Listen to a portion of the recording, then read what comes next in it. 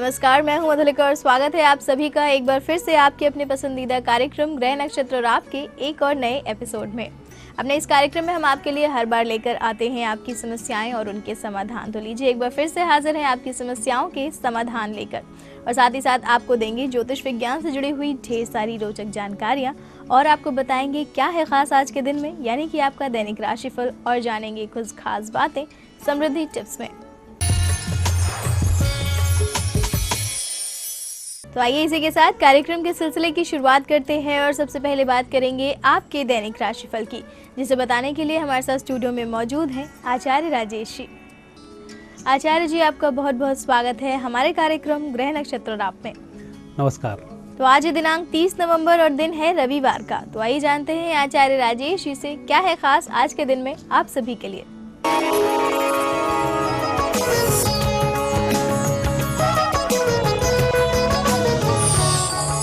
आइए मित्रों, दैनिक राशि फल का शुभारंभ करें उससे पहले एक नजर डालें प्रातः काल के पंचांग पर। मार्गशीर्ष शुक्ल पक्ष नवमी तिथि रविवार का आज दिन है। शुभ समय दोपहर 3 बजे से दोपहर 4:30 तक, राहु काल दोपहर 4:30 से सायंकाल 6 बजे तक। चंद्रमा आज है कुंभ राशि में। और हम देखेंगे आपका दैनिक राशि फल। पहली राशि है मेष। मेष राशि वाले व्यक्तियों का आज दिन लाभकारी है। रुके धन की प्राप्ति के साथ साथ आपके कार्य भी संपन्न होंगे। नए लोगों से फायदे होंगे। आज दिन प्रसन्नता भरा है। वृषभ राशि। वृषभ राशि के व्यक्तियों को आज बहुत सारी योजनाओं पर कार्य करना होगा। आज दिन भर आप परेशान भी रहेंगे, लेकिन सायंकाल आपके सारे कार्य संपन्न होंगे जो आनंद की अनुभूति को कराने वाले होंगे। मिथुन राशि। मिथुन राशि के व्यक्तियों का आज भाग्य साथ में है। आप अपने उम्र से छोटे व्यक्तियों के माध्यम से लाभ कमा सकते हैं। अधीनस्थों के माध्यम से लाभ कमा सकते हैं। आप कम काम करेंगे, लेकिन आज आपको लोग सहयोग अच्छा प्रदान करेंगे। कर्क राशि। कर्क राशि के व्यक्तियों का धन से संबंधित जो मामला चल रहा था आज समाप्त हो जाएगा। धन आगमन के योग भी बनते हैं। साथ ही नई योजनाओं पर कार्य करने के अवसर भी प्राप्त होंगे। सिंह राशि।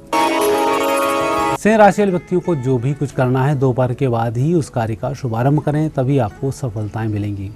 दोपहर से पहले किसी कार्य का शुभारंभ करते हैं तो उसमें अवरोध आ सकते हैं, या हो सकता है कि आपको घर परिवार के कामों से ही दोपहर तक फुर्सत ना मिले। कन्या राशि। कन्या राशि वाले व्यक्तियों का आज दिन शुभ दिन है। आर्थिक स्थिति में भी सुधार के संकेत हैं। व्यक्तिगत प्रभाव बढ़ा चढ़ा होगा। आपके व्यक्तिगत कार्य आज संपन्न हो जाएंगे। तुला राशि। तुला राशि वाले व्यक्तियों का आज किसी भी प्रकार से भ्रमित होने की आवश्यकता नहीं है। जो आपने निर्णय किया है आप उसी पर कार्य करते चलें, आप सफल हो जाएंगे।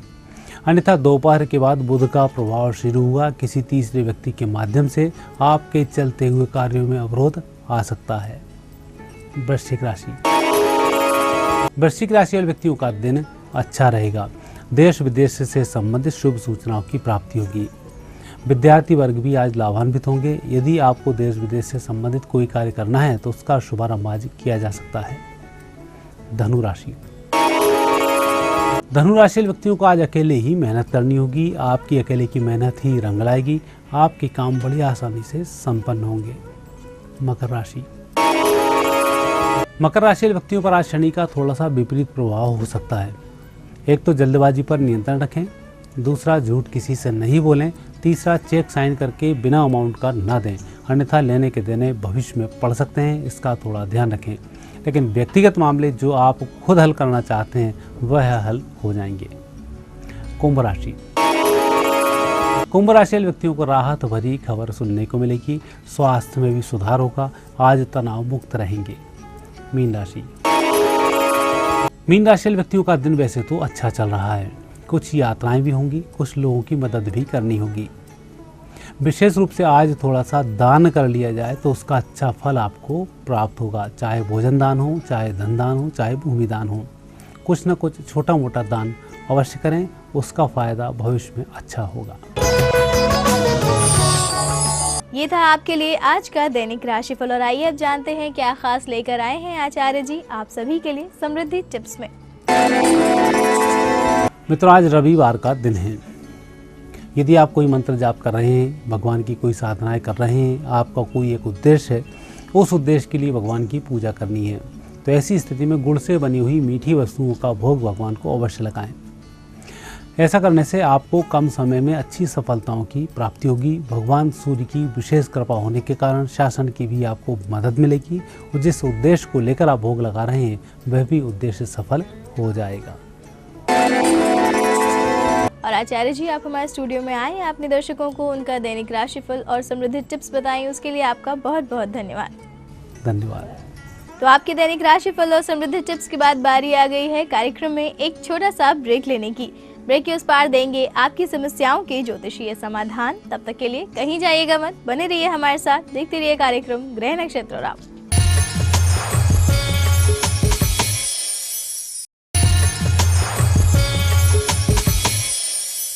ब्रेक के बाद आप सभी का एक बार फिर से बहुत बहुत स्वागत है हमारे कार्यक्रम ग्रह नक्षत्र और आप में। और आइए कार्यक्रम के सिलसिले को हम आगे बढ़ाएंगे और आपकी जानेंगे समस्याएं। और आज आपकी समस्याओं के ज्योतिषीय समाधान देने के लिए हमारे साथ स्टूडियो में मौजूद हैं प्रख्यात नक्षत्रगत अन्वेषी डॉक्टर शंकर चरण त्रिपाठी जी। गुरुजी, आपका बहुत बहुत स्वागत है हमारे कार्यक्रम में। तो गुरुजी, आपसे सबसे पहले बात करना चाहेंगे एक बार फिर से शनि के राशि परिवर्तन पर। जैसा कि हम सब जानते हैं कि शनि का राशि परिवर्तन हुआ है, तो आज आप हमारे दर्शकों को बताइए कि यदि शनि कन्या राशि में हो तो उस जातक पर कैसा प्रभाव लाएगा शनि का ये गोचर। कन्या पर शनि आते ही वैराग्य भाव। क्यों क्यों?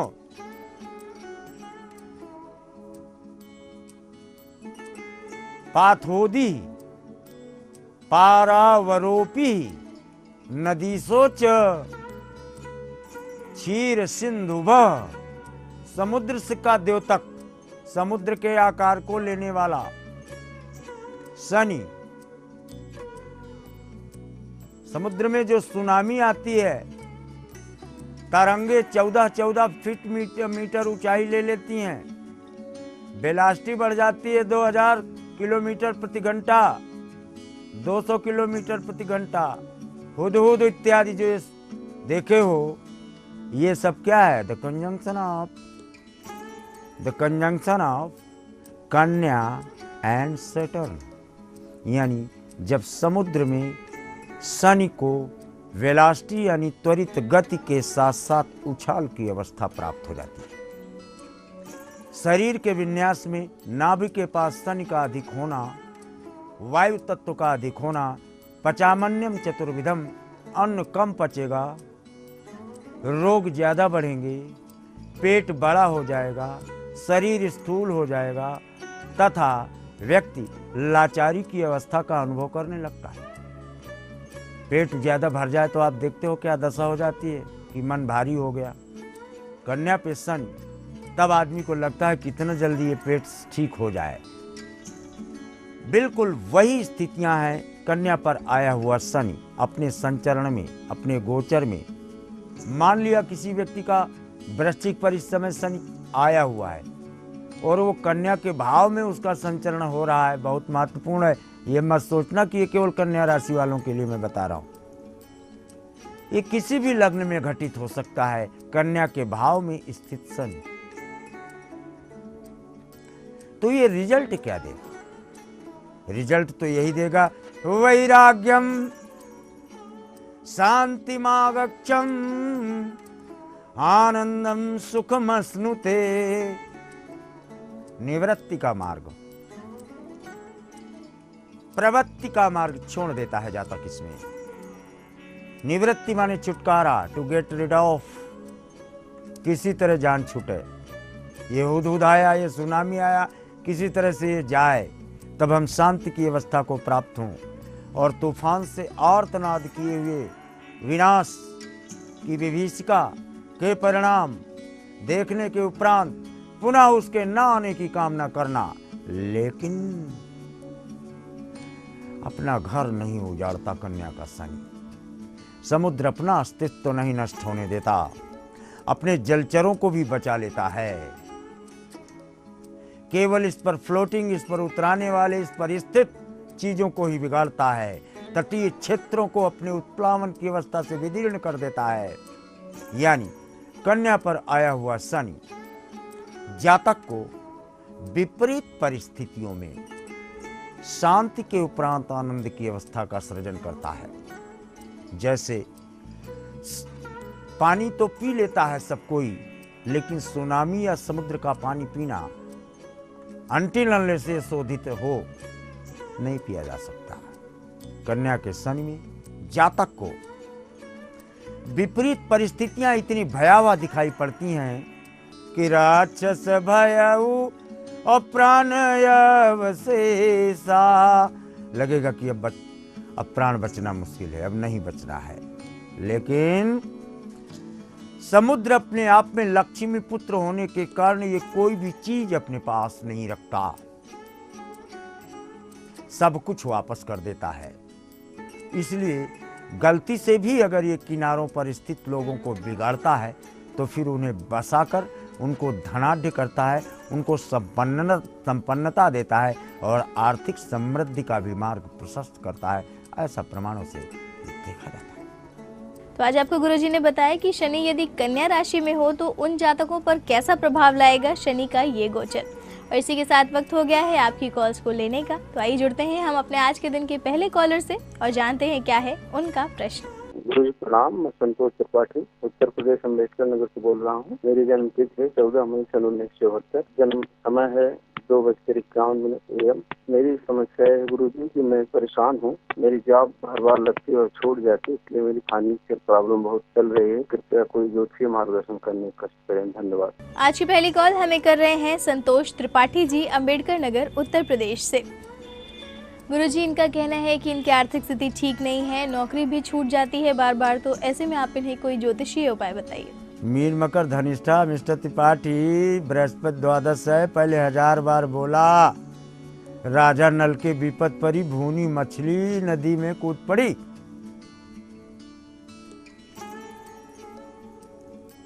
और आप तो यूपी से बोल रहे हो, तो फिर 12 शनि फिर जब दशरथ का हुआ तो पूरी अयोध्या और पूरे यश को कालिख लगी।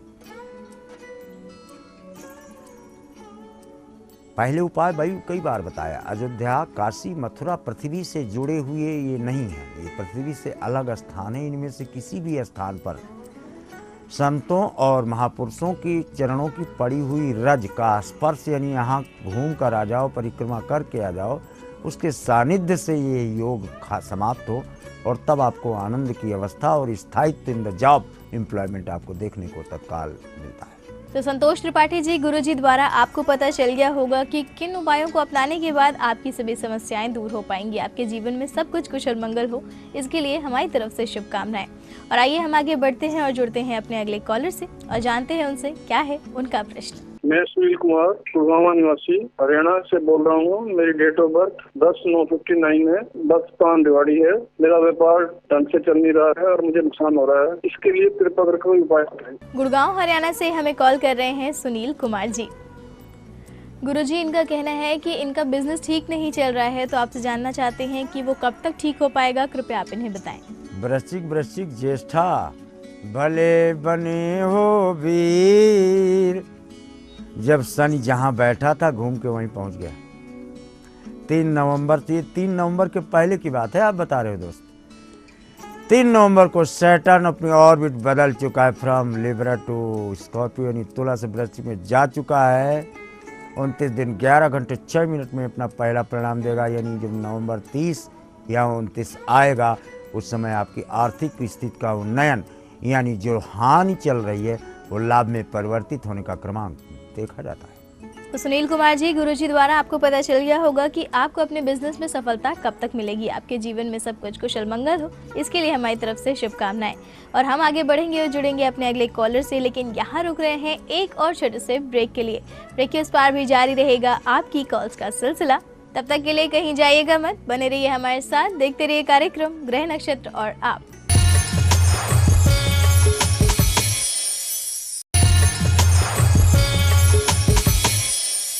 ब्रेक के बाद दर्शकों, आप सभी का एक बार फिर से बहुत बहुत स्वागत है हमारे कार्यक्रम ग्रह नक्षत्र और आप में। और आइए आगे बढ़ाते हैं कार्यक्रम के सिलसिले को और जुड़ते हैं अपने अगले कॉलर से और जानते हैं क्या है हमारे अगले कॉलर का प्रश्न।